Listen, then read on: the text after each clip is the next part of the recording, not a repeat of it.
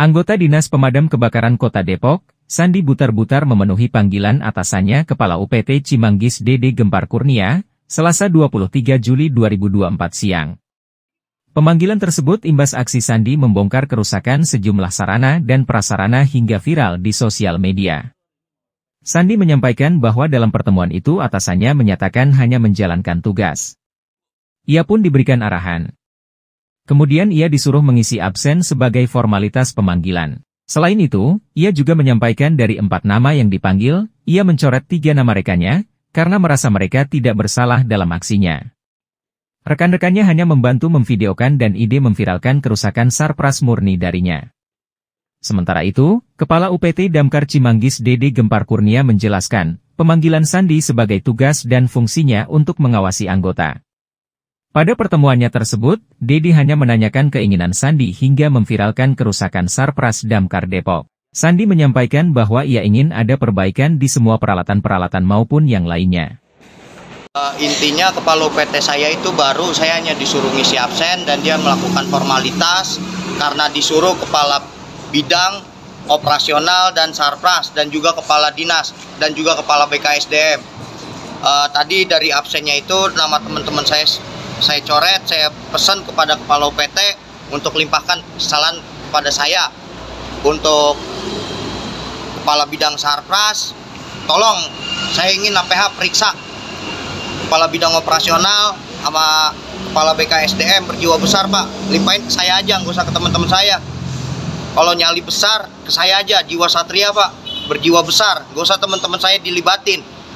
Cuma hanya karena dia bantu saya videoin, Bapak panggil, dan teman saya hanya menerima sensor, Bapak panggil. Terus harus kayak gimana Pak? Limpahin kesalahan semua ke saya aja, gak usah ke teman-teman saya. Tadi apa yang dipertanyakan Pak? Berapa orang yang dipanggil? 4 Mbak. Kamu mau kamu aja? Iya, ke saya aja, gak usah ke teman-teman saya. Teman-teman saya nggak salah apa-apaan. Tadi yang dipertanyakan apa aja?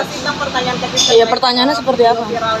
Ya intinya Kepala UPT saya juga masih baru Mbak, dia nggak tahu apa-apa gitu. Dia hanya disuruh menunaikan perintah saja oleh Kepala Dinas dan Kepala Bidang. Ya di sana dia cuma bilang saya hanya menunaikan tugas. Ya memang kita juga tahu, periksa aja gitu SP penugasannya dia baru pindah ke sini ya. Terus juga dia bilang hanya disuruh ya, hanya menunaikan tugas. Jadi kepala BKSDM nih, saya tolong limpahin ke saya aja, nggak usah ke teman-teman saya. Teman saya 1 P3K, 2 honorer sama kayak saya, limpahin ke saya.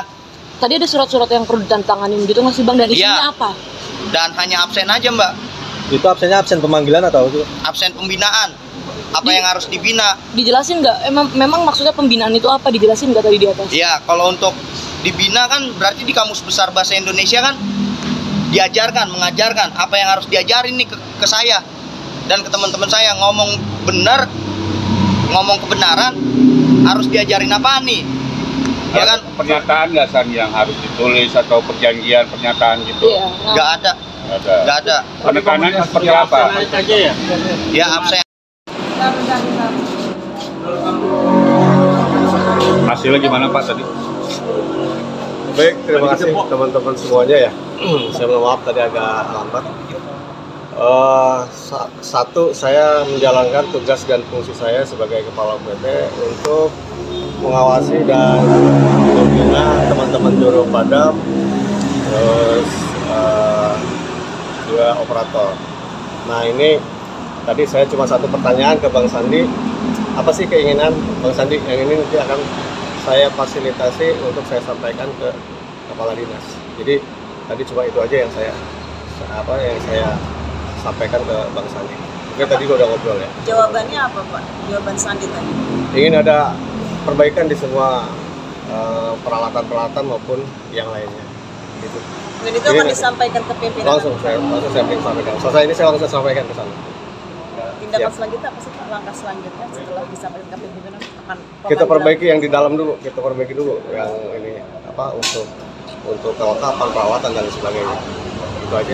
Soal sanksi, ada sanksi yang akan dikenakan pada saat itu? Tidak ada ya. Pembinaannya itu seperti apa sih? Ya kayak tadi saya ngobrol seperti itu kan sebenarnya pembinaan. Itu aja. Lebih ke Teknisnya persuasif seperti ya Pak, pendekatan Iya. aja Pak ya. Lebih banyak ke pendekatan.